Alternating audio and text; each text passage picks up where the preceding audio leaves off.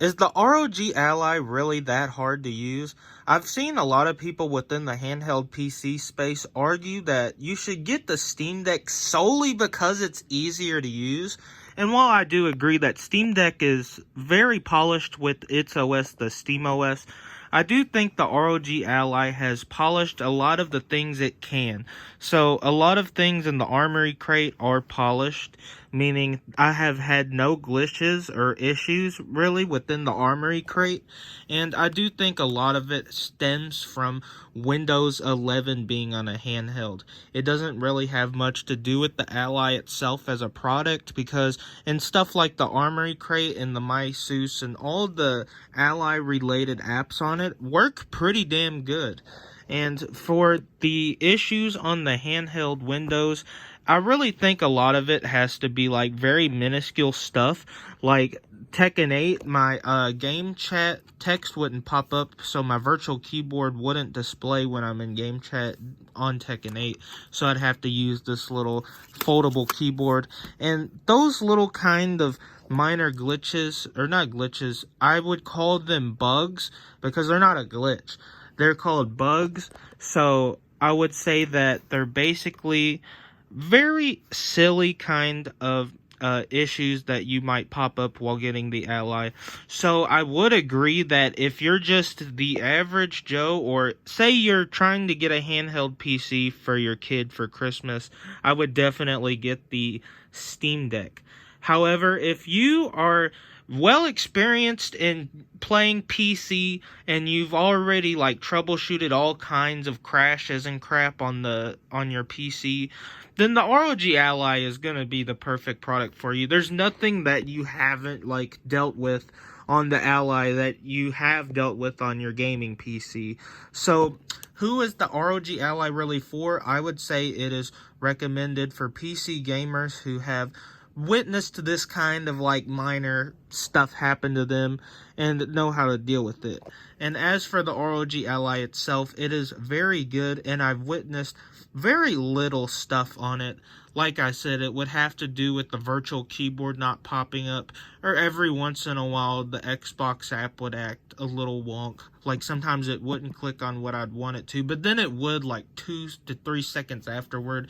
So like really, I would say the ROG Ally works 99.9% of the time, and a lot of the stuff you hear about on the internet about it, of it like not being as easy to use as the Steam Deck, is true, but it is very exaggerated for some people who would discount the ROG Ally altogether. If you're a PC gamer with that kind of logic, I'd feel like that's a bit silly. But I would say if you're the average guy who plays consoles every now and then, and you know, you're trying to get a gift for your kid, I would definitely get the Steam Deck, because the ROG Ally is basically, its entire marketing premise is that it's a lot more powerful Steam Deck and it has a larger game library. But with the cons of having like a lesser battery life and just a little bit more wonk than the Steam Deck, that's really about it. You really can't say that it's that much harder to use, because as for Windows 11 handhelds, the ROG Ally is by far the most polished one out of the bunch compared to the ones like the Legion Go, who I'd say the Legion Go is even cooler than the Ally with all its features, but it's just not as polished. But eventually the Legion Go will have a little bit more polishes, but really I would say the ROG Ally, if you're a PC gamer, do not hesitate on pulling the trigger with this product. There are much more issues with the Ally, I'd say, that should be addressed rather than the, ease of use. I think that's pretty silly to say, because the biggest problem for me is its SD card reader. This thing has the worst kind of SD card slot I've ever seen on a product, and I think that should be addressed by ASUS long before the ease of use, because it's already fairly easy to use with only minor things popping up. And really, the amount of games you get more on the ROG Ally and the more performance you get is definitely something to consider when you're buying these handhelds.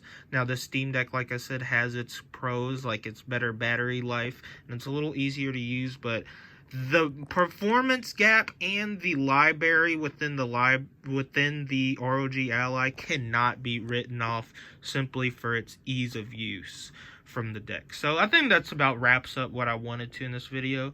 Please leave a like and subscribe for more ROG Ally videos and more handheld PC content and just gaming content in general. Is that what I love to upload? So I will see you on the next video.